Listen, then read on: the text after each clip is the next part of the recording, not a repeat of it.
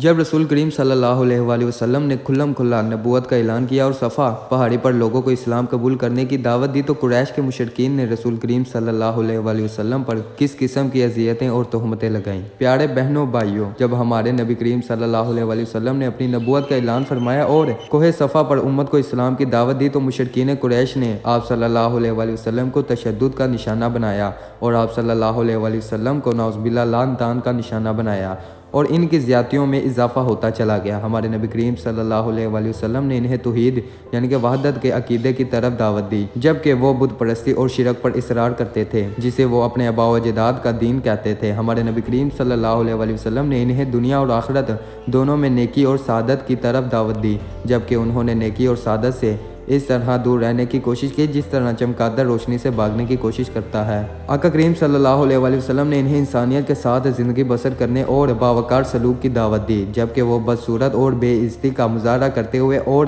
انسانی عزت و آبرو کو اپنے قدموں سے پامال کرتے آپ صلی اللہ علیہ وسلم چاہتے تھے کہ وہ جنت میں داخل ہو اور انہیں ایسے کام کرنے کی دعوت دی جن سے انہیں یہ بے مثال نعمتیں حاصل ہوں، جبکہ وہ ایسے کام کرتے تھے جو انہیں ابدی عذاب اور جہنم کی طرف لے جائیں۔ اپنی دعوت کے ذریعے نبی کریم صلی اللہ علیہ وسلم نے ان کو اسفل السفین میں گرنے سے بچانا اور انہیں اعلیٰ مقام پر بلند کرنا چاہا جو انہیں اعلیٰ فرائض کی انجام دہی کے لیے بااختیار بنائیں گے۔ اس کے باوجود انہوں نے اپنے آپ کو فضول کاموں میں مشغول رکھا جس کے نتیجے میں وہ جہنم کے نچلے کڑوں میں داخل ہو گئے۔ بلا شبہ ہمارے نبی کریم صلی اللہ علیہ وسلم ہی ایسے حالات کا سامنا کرنے والے نہیں تھے۔ ہر پیغمبر جو بھیجا گیا اس کے ساتھ سخت سلوک کیا گیا، اس کی توہین کی گئی اور اس کے قبیلے اور برادری کی طرف سے تشدد اور ایذاء کا نشانہ بنایا گیا۔ ان مشترکات اور دیگر خصائص کے ساتھ جو تمام انبیاء کرام میں مشترک ہیں، ان انبیاء نے ان کی وجہ بیان کرنے سے گریز نہیں کیا اور تشدد، توہین، ایذاء رسانی اور قتل کی کوششوں کے باوجود اپنے ایمان سے کوئی رعایت نہیں کی۔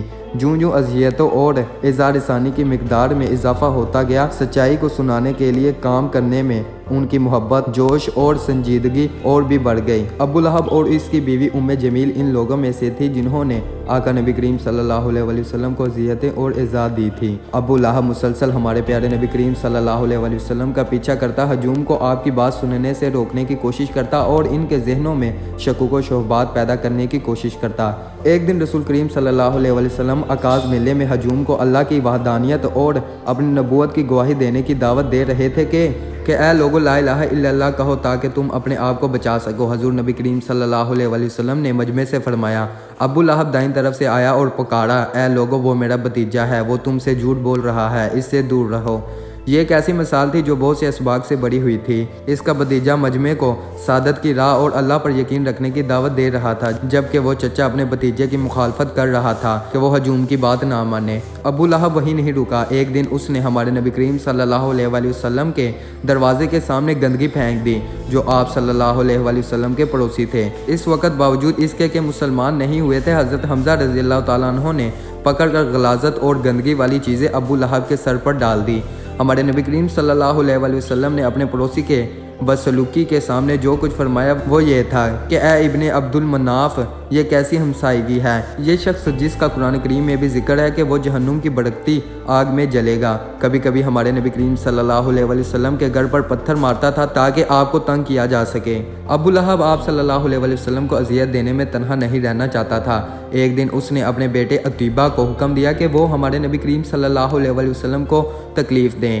عتیبہ ہمارے نبی کریم صلی اللہ علیہ وسلم کے پاس گئے۔ آپ صلی اللہ علیہ وسلم اس دوران سورہ نجم کی تلاوت کر رہے تھے۔ یہ سن کر عتیبہ نے کہا، میں رب نجم یعنی کہ ستارہ کی قسم کھا کر کہتا ہوں کہ میں آپ کی نبوت کی مذمت کرتا ہوں، اور تکبر کے ساتھ اس نے نبی کریم صلی اللہ علیہ وسلم کی جانب تھونکا، لیکن وہ آپ صلی اللہ علیہ وسلم پر نہیں پڑا۔ ہمارے نبی کریم صلی اللہ علیہ وسلم نے صرف اس دعا کے ساتھ جواب دیا، اے میرے رب، اسے اپنے کتوں میں سے ایک کتے کی طاقت کے تابع کر۔ آپ صلی اللہ علیہ وسلم کی دعائیں کبھی رد نہیں ہوئیں۔ اس طرح ان کی تقلید کا جواب مذکورہ واقعہ کے کچھ دیر بعد مل گیا۔ جب عتیبہ یمن کے قرب جوار میں واقع حران میں اپنے دوستوں کے درمیان سو رہا تھا، ایک شیر آیا اور اسے چیر پھاڑ کر ٹکڑے ٹکڑے کر دیا۔ آپ کی دعاؤں کی مقبولیت ہمارے हमारे नबी करीम सल्लल्लाहु अलैहि वसल्लम के बहुत से मौजूदात का सिर्फ एक पहलू है। उम्मे जमील अबू लहब की बीवी थी, जो इस्लाम का सबसे ज़्यादा मुतशद्दिद मुखालिफ और दुश्मन था।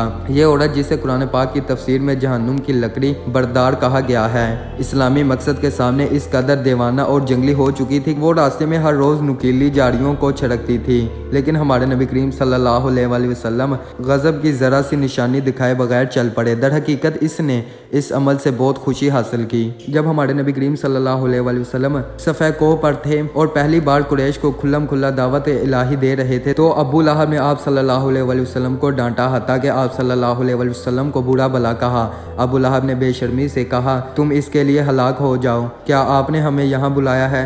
और एक चट्टान फेंकी जो इसने ज़मीन से हमारे नबी करीम सल्लल्लाहु अलैहि वसल्लम की तरफ उठाई थी। इस वाक़या पर अल्लाह ताला ने एक सूरत नाज़िल फरमाई जिसमें अबू लहब और इसकी बीवी के बदसलूक रवैये और इंजाम का जिक्र है। उम्मे जमील इस सूरत को सुनते ही अपने आप पर काबू ना रख सकी। वो एक चट्टान लेकर मस्जिद अल हराम में चली गई। हमारे हजूर नबी करीम सल्लल्लाहु अलैहि वसल्लम वहाँ अपने वफादार दोस्त हज़रत अबू बकर सदीक रज़ियल्लाहु तआला अन्हु के साथ बैठे हुए थे। उम्मे जमील ने हज़रत अबू बकर सदीक रज़ियल्लाहु तआला अन्हु को देखा, लेकिन हमारे हजूर नबी करीम सल्लल्लाहु अलैहि वसल्लम को नहीं देखा, जो आप सल्लल्लाहु अलैहि वसल्लम के पास बैठे थे।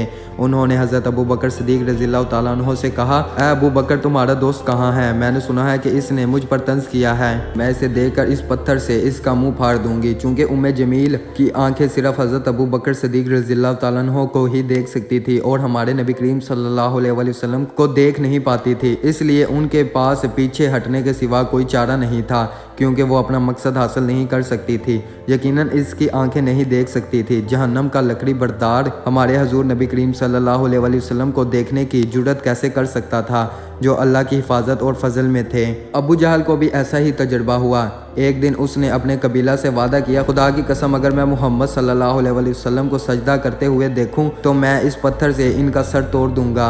अगले दिन वो एक बहुत बड़ी चट्टान ले गया जिसे उठाना मुश्किल था। हमारे नबी करीम सल्लल्लाहु अलैहि वसल्लम सजदे में थे। अबू जहल के बाजू अकड़ गए और हवा में जम गए। जब वो चट्टान को उठा रहा था और हमारे हजूर नबी करीम सल्लल्लाहु अलैहि वसल्लम के सर से टकराने वाला था, वो वहीं खड़े रहे यहाँ तक कि आका सल्लल्लाहु अलैहि वसल्लम नमाज से फारग हो गए। जब इनकी नमाज ख़त्म हुई तो अबू जहल के बाजू ढीले हो गए, चूँकि अब इन्हें मुंजमद रहने की ज़रूरत नहीं थी। सब कुछ होने के बावजूद अबू जहल ने हमारे नबी करीम सल्लल्लाहु अलैहि वसल्लम को परेशान करने की कोशिशें तर्क नहीं की और दूसरे दिन इसने कसम खाई, खुदा की कसम, अगर मैं मोहम्मद को सजदे में देखूं तो इनकी गर्दन पर कदम रखूंगा और इनको फर्श से रगड़ दूंगा। नाउज़ुबिल्लाह। इस वक्त हमारे नबी करीम सल्लल्लाहु अलैहि वसल्लम का ज़हूर हुआ।